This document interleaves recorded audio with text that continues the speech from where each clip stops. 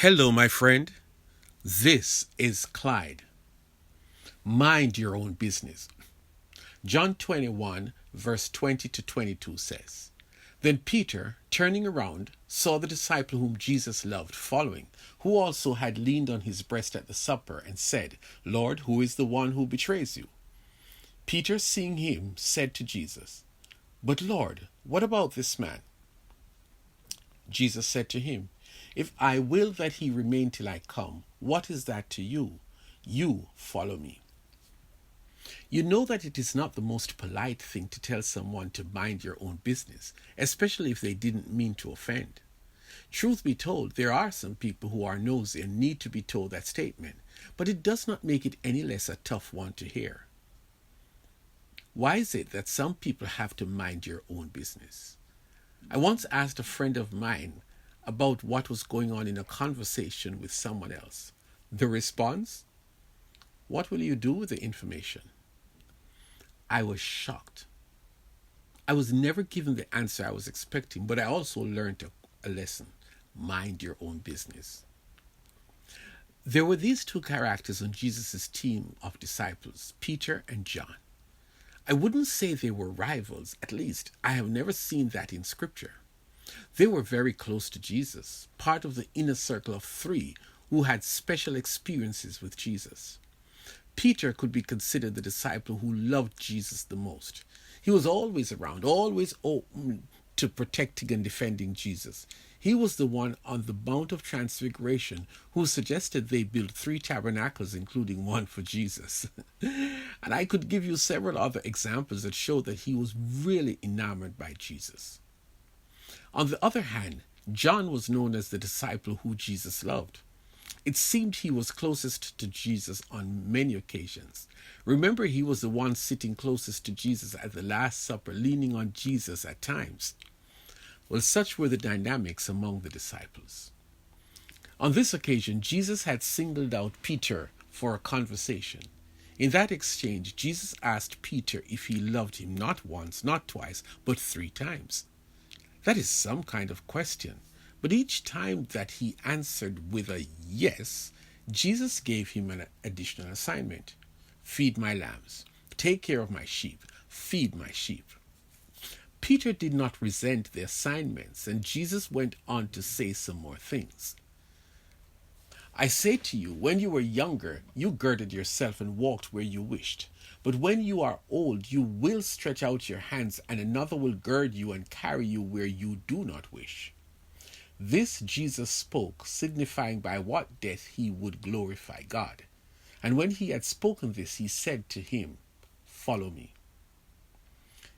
Jesus revealed something about Peter's future that was sobering but not horrible.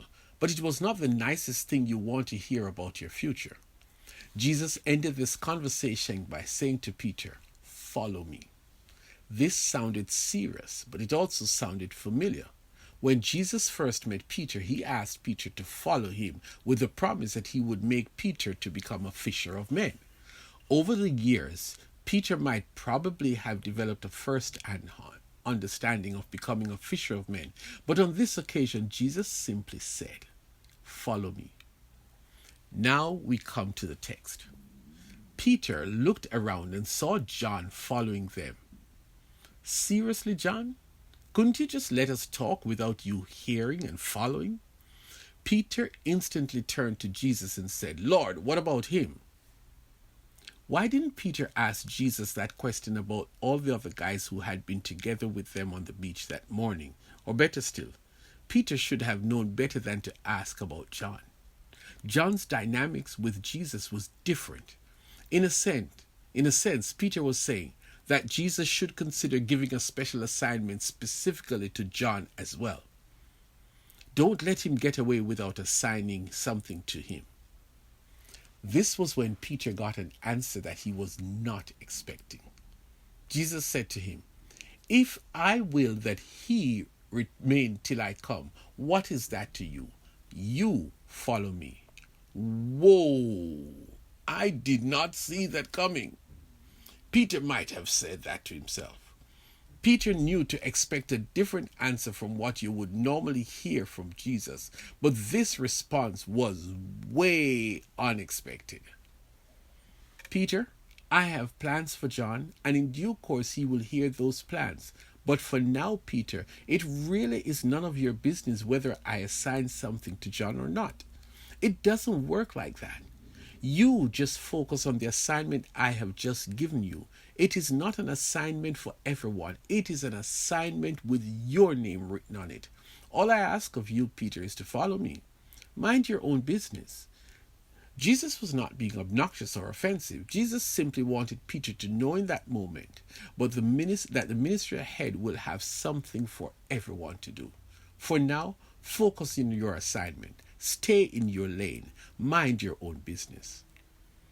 So, Clyde, what is it that you're getting at? As a child of God, He has a plan for each of His children. And God is not into the business of duplicating assignments and roles. God is far too creative, and He has a creative plan just for each of us. God does not need two of any one servant of God. God is a good Father, and He knows every one of us by name and character. He chose you to be a member of His family. You will soon find out that God's plan for you is different than what He has for me. And today He is saying, stay in your lane.